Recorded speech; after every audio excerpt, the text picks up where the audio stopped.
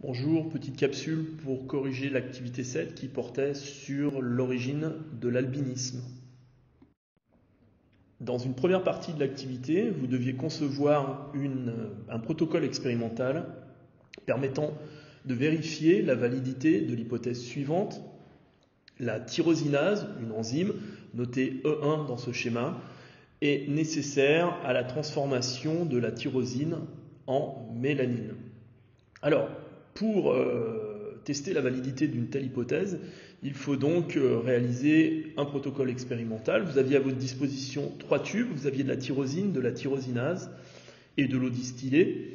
Donc le plus simple ici dans cette activité était de réaliser un premier tube dans lequel on mettait de la tyrosine seule, éventuellement complétée avec de l'eau distillée. Dans ce tube à essai, si l'hypothèse est vraie, on doit s'attendre à ne pas avoir de synthèse de mélanine puisque la tyrosinase est absente. C'est effectivement le résultat que l'on constate dans le tube numéro 1, ici, pris à partir d'une photo prise par certains élèves. Dans le tube numéro 2, vous deviez mettre de la tyrosinase seule, voire complétée avec de l'eau, et on devait s'attendre à ce qu'il n'y ait pas de synthèse de mélanine. C'est effectivement le résultat qui a été constaté. Et puis ensuite, dans un troisième tube, vous deviez mettre à la fois en présence la tyrosinase et la tyrosine, et vous attendre à avoir une synthèse de mélanine issue de la transformation de la tyrosine grâce à cette tyrosinase. Et c'est effectivement le résultat qui a été constaté, le résultat obtenu. Donc on a bien une confirmation de cette hypothèse. Donc on retient de cela que dans les cellules dans lesquelles la mélanine est synthétisée, en fait la tyrosine est transformée en mélanine grâce en fait à un ensemble d'enzymes dont la principale est la tyrosinase.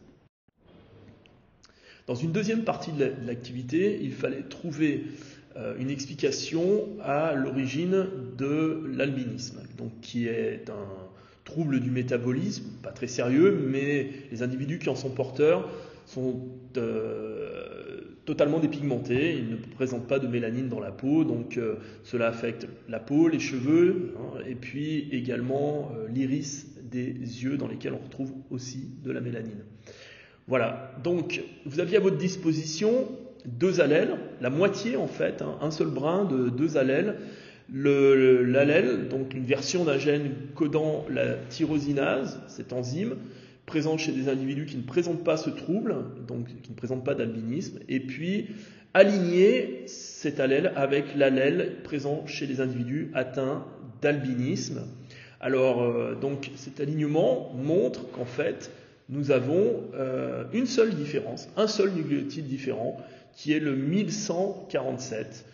Dans cette position, la guanine, qui est présente dans la tyrosinase des individus qui ne présentent pas le trouble, est remplacée par le nucléotide A. Donc on a une seule différence. Et cette seule différence suffit à modifier l'information génétique qui se trouve dans cet allèle, dans ce gène, dans cette version de gène. Cette modification rend donc cet allèle inopérationnel. On peut y mettre ici plusieurs explications. On peut penser que la tyrosinase qui va être fabriquée, étant donné que l'information génétique est différente, va être légèrement différente, va être anormale et donc incapable de transformer la tyrosine en mélanine. Et en l'absence de synthèse de mélanine, bien évidemment, l'individu sera porteur d'un phénotype, l'albinisme.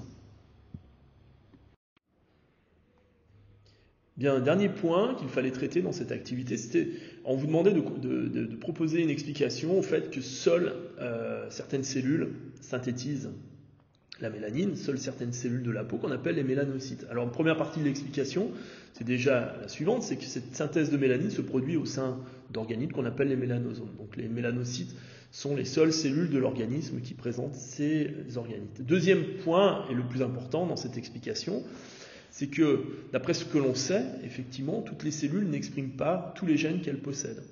Et donc là, on peut formuler l'hypothèse cohérente que, en fait, dans ces mélanocytes, le gène codant la tyrosinase s'exprime, la tyrosinase est fabriquée et elle agit dans ces cellules au sein des mélanosomes pour transformer la tyrosine en mélanine.